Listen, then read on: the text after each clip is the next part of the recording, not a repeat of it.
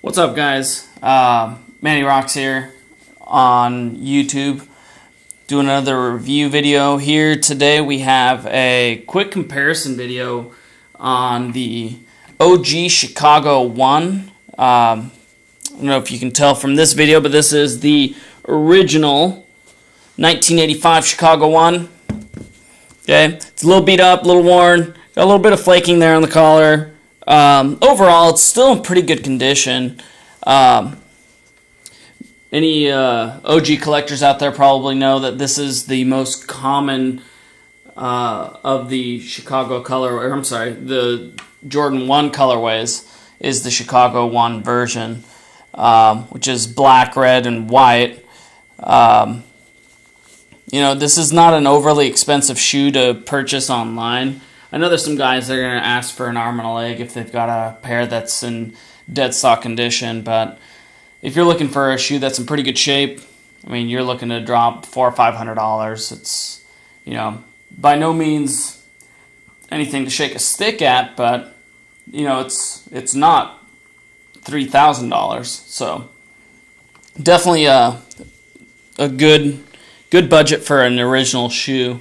But part of what we're looking at is a little bit of a comparison between the original and the remastered release that just came out no more than a year ago. So we're looking at this shoe, and part of what they did is the overall construction. I mean, we're looking at a tongue here that isn't reinforced underneath, so you are going to get a little bit of that creasing like the original shoe does. I think that's one of the nicest touches they've done on Jordans in honestly quite a long time. So lack of reinforcement here on the toe box. Gonna get a shoe that ages just like the OG does. They also, this was a big deal when it released, but they packaged the shoe without lacing it up. Now, that was major because that's how the OGs came by when they were first releasing. Is they said basically, remaster it just like the original. So they went ahead and just laced up the first two lace loops, and after that is kind of on your own. Anybody that has this pair, plenty of people do, you'll notice that they have two sets of laces. They've got the red and white laces for you to interchange as you please. I think that's a nice little feature. I'm not sure which laces would look best, and honestly, I'm a pretty big fan of the black laces. But let's start looking at some of the differences here. If I can get this shoe here in focus. Overall, they did an excellent job on this remaster. One of the big things we'll notice here, though, is I've got a 2 size 8s. Okay, if you look at the width of the ankle piece here, notice this is much more slender. Okay, they created a little more room here on the ankle, and you look at that midsole and outsole, right's a little bit higher. And this could be due to either an oversight on the production team, but it also could be due to the sample shoe that they were modeling after. Or Nike does go visit the Nike archives to go look at some of the original shoes, and depending on the factory code in which the shoe was made at, we'd see this one has a factory code of TY1. That factory code can dictate the construction of the overall shoe. So it's not to say that that's right, wrong, or indifferent. It just has quite a bit of a big bearing on the overall construction. I mean, between Taiwan, Korea, and the various factories within there, they all had a little bit different of a construction, different tooling, different materials even at points. And so, depending on what they modeled after, could have determined that outsole and midsole height.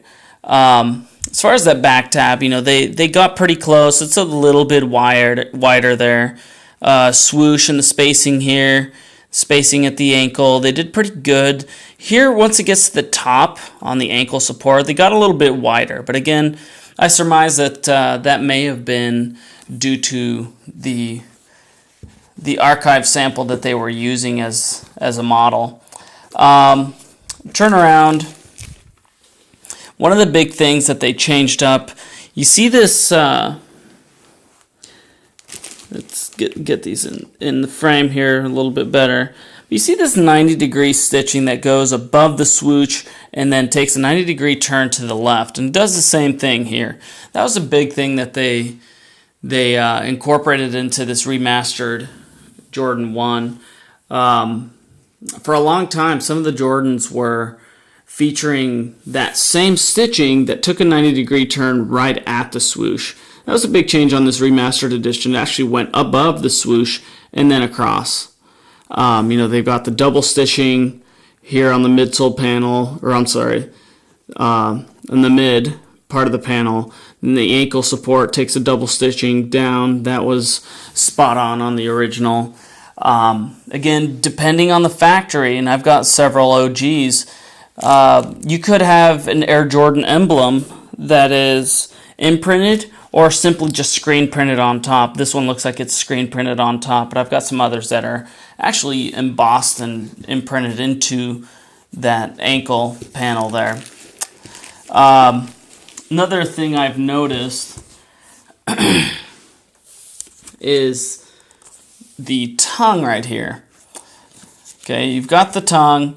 I think they did a pretty darn excellent job. I mean, you see the spacing on the very top part of the tongue there is a little bit thinner than it is on the OG, but the padding that they got on this tongue was pretty darn awesome. That was one of the things I was really the most excited about, is how good they got the padding on the tongue. I think that was a huge thing with the Air Jordan shoes, and some of the OGs, that padding kind of tends to wear down, but it just makes the shoe much more like the original.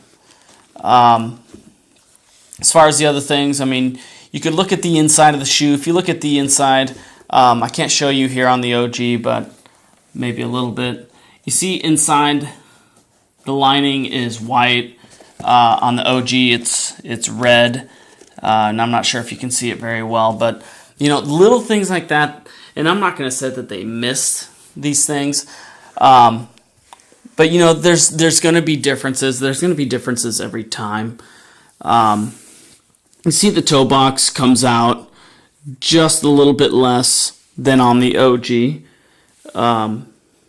That's just an observation I made right now, but observation nonetheless. And you can see that the curvature of that toe box is much more sleek on the original than it is on these recent releases. Although Jordan Brand is doing a lot better job keeping these toe boxes from being so boxy, you could still tell there's a little bit of a raise there. And I think as these age, they may end up coming down a little bit.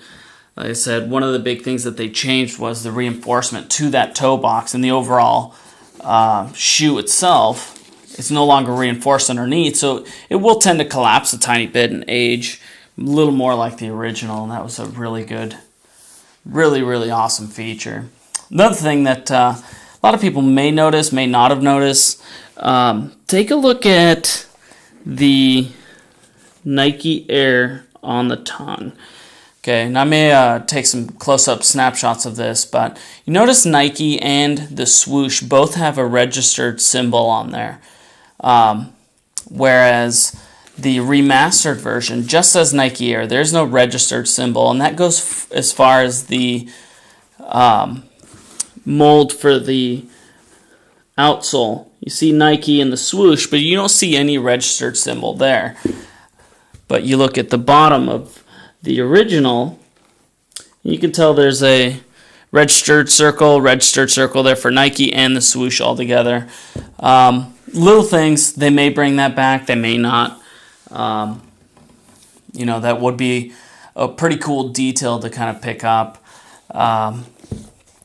Again, same thing with the inner insole. Doesn't have the registered symbols. But, you know, I cannot complain about this shoe. It's one of those shoes that has come about as close to the original as they probably could have gotten. Overall, they had a huge success on that shoe. I may have mentioned it in one of the prior videos that the fragment was really what kicked off this whole remastered Jordan 1 editions. You know, they redid the entire construction of the shoe. That's where they came up with doing away with the reinforcement on the toe box and bringing back a little bit of that original aging that comes with the shoe. You see this wraparound on the toe box really wrinkles up just like the original would, so it kind of ages a little better with the shoe rather than to try and keep that toe box shape forever, and then you get a horizontal line here as it creases, which guys were finding out, you know, maybe we don't like that. The intent behind the reinforcement of that toe box was really to conserve the toe box, not necessarily to make it a total pain in the ass. It was really to conserve the toe box, keep its shape a little longer. But as they did that would age. It would create the crease across that toe box, and then it would start kind of pointing up. And guys were finding out, well, crap, you know, maybe that's not the best look for the Jordan 1. So when they came out with the remastered edition, you know, they did away with that and let the shoe really age like it should, just like the OGs did. And that was one of the things I found the most appealing about these originals, is the fact that they have that characteristic. They have the aging, they have the wrinkles, they have the worn-in feel. You know, and that just gives it a ton more character. So once again, really fortunate to have both of these to be able to do a comparison video on them. You know, let me know what you guys think. Subscribe, comment down below, and you know, I'll catch you guys on the next video. All right, see ya.